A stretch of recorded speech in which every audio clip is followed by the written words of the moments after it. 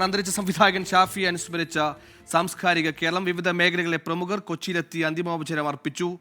അല്പസമയത്തിനകം തന്നെ കലൂർ മുസ്ലിം ജമാഅത്ത് പള്ളി ഖബർസ്ഥാനിൽ ഖബറടക്കം നടക്കും. ഇപ്പോൾ അശ്വിൻ ബാലായെ കൊച്ചി നമ്മോട് ചെയ്തു. അശ്വിൻ, മനുഷ്യന്റെ വേദനകളെ അത് സന്തോഷത്തിന്റെ പരിച്ഛേദനകളിലേക്ക് മാറ്റിയ പ്രിയപ്പെട്ട സംവിധായകനെ വിട ചൊല്ലാൻ നിരവധി പേർ അവിടെ എത്തിയിരുന്നു. ഇപ്പോൾ ഖബറടക്ക ചടങ്ങുകൾക്ക് തുടക്കമായിട്ടുണ്ടോ? നമസ്കാരം ആരംഭിച്ചോ? പള്ളിയിലെത്തിച്ചിട്ടുണ്ടോ മൃതദേഹം? അല്പസമയം മുമ്പ് കലൂർ ജുമാ മസ്ജിദിലേക്ക് ഷാഫിയുടെ മൃതദേഹം എത്തിച്ചു. അതിനുശേഷം പള്ളിക്കുള്ളിലെ ചടങ്ങുകൾ അത് പൂർത്തിയായിട്ടുണ്ട്. മതപരമായ ചടങ്ങുകളാണ്, അത് പൂർത്തിയായി. അല്പസമയത്തിനുള്ളിൽ ഈ ഖബർസ്ഥാനിലേക്ക് മൃതദേഹം എത്തിക്കും.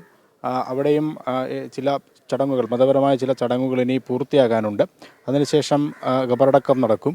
രാവിലെ പുലർച്ചെ 2 മണിയോടെയാണ് അദ്ദേഹത്തിൻ്റെ മൃതദേഹം ഇന്ന് ഈ ആസ്റ്റർ മിഡ് സിറ്റിയിൽ നിന്നും വീട്ടിലേക്ക് എത്തിച്ചത്, എളമക്കരയിലുള്ള വീട്ടിലേക്ക് എത്തിച്ചത്. ആ സമയം മുതൽ അദ്ദേഹത്തിൻ്റെ ഏറ്റവും അടുത്ത ആളുകൾ, ബന്ധുക്കൾ, ഒപ്പം സിനിമാ പ്രവർത്തകരെല്ലാം തന്നെ വീട്ടിലേക്ക് ഒഴുകിയെത്തുന്ന കാഴ്ച നമ്മൾ കണ്ടതാണ്.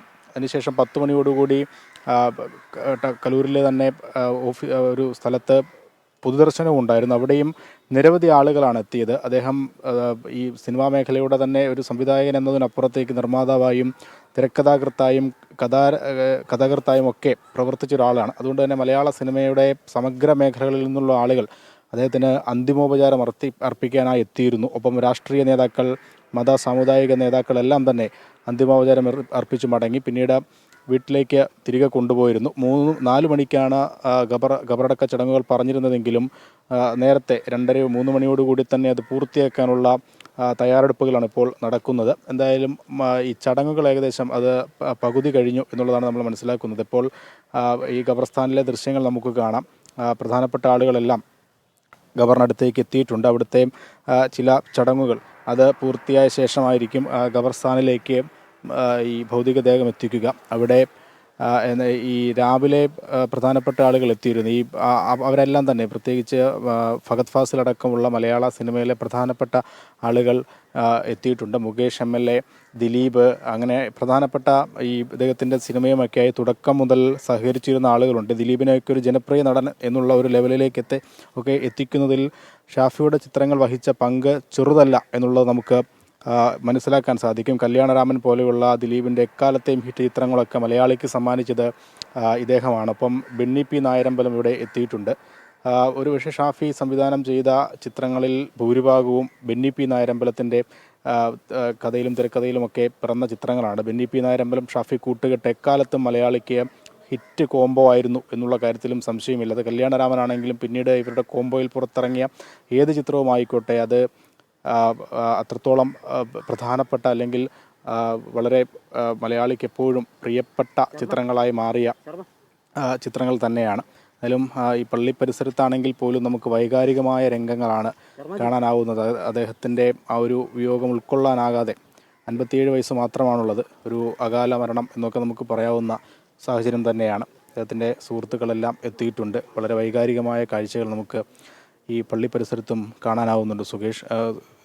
എന്തായാലും വളരെ നിറഞ്ഞ കണ്ണുകളോടുകൂടി ആളുകൾ ഈ പള്ളി പരിസരത്ത് തിങ്ങി നിറഞ്ഞു നിൽക്കുകയാണ്. ഒരു വളരെ സങ്കടം നിറഞ്ഞൊരു സാഹചര്യം തന്നെയാണ്. ഒരുപക്ഷെ നമ്മൾ ഈ ടൗൺ ഹാൾ പരിസരത്തോ അല്ലെങ്കിൽ പൊതുദർശനം നടന്ന പ്രദേശത്തോ ഒന്നും കാണാത്തത്ര വൈകാരിക ദൃശ്യങ്ങൾ നമുക്ക് ഈ പള്ളി പരിസരത്ത് നിന്ന് കാണാൻ സാധിക്കുന്നുണ്ട്.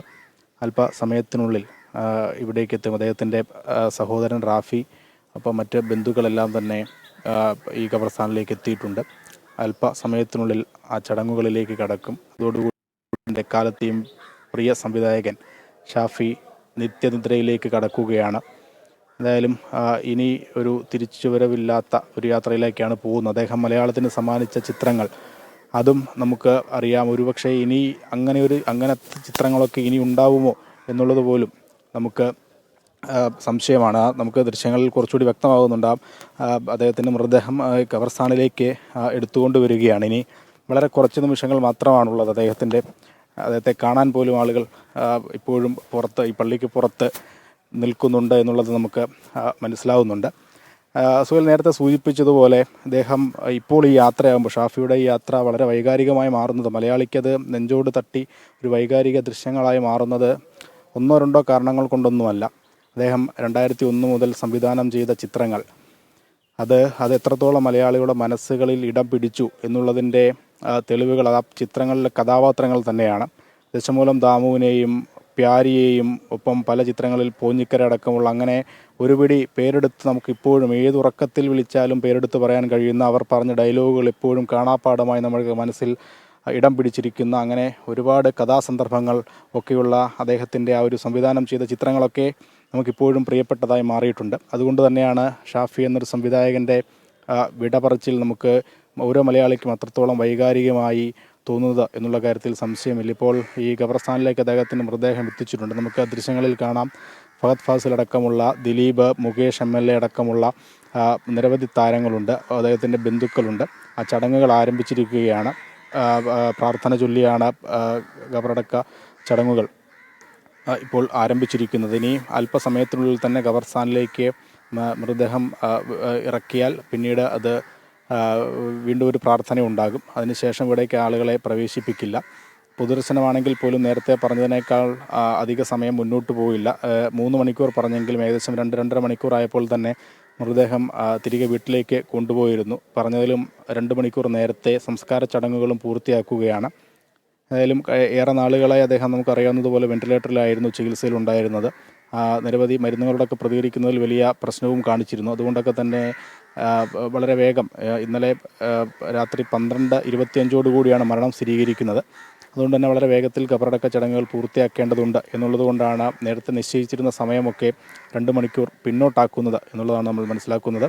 അദ്ദേഹത്തോടൊപ്പം ആദ്യം മുതൽ പ്രവർത്തിച്ച നമ്മൾ നേരത്തെ സൂചിപ്പിച്ച ബെന്നി പി നായരമ്പലം, ഒപ്പം ഷാജി കൈലാസ് അടക്കമുള്ള സഹപ്രവർത്തകർ, സഹസംവിധായകരെല്ലാം തന്നെ ഇവിടേക്ക് എത്തിയിട്ടുണ്ട്. ഒപ്പം രാജസേനൻ്റെ ചിത്രത്തിലാണ് അദ്ദേഹം ആദ്യമായൊരു സഹസംവിധായകനായി എത്തുന്നത്.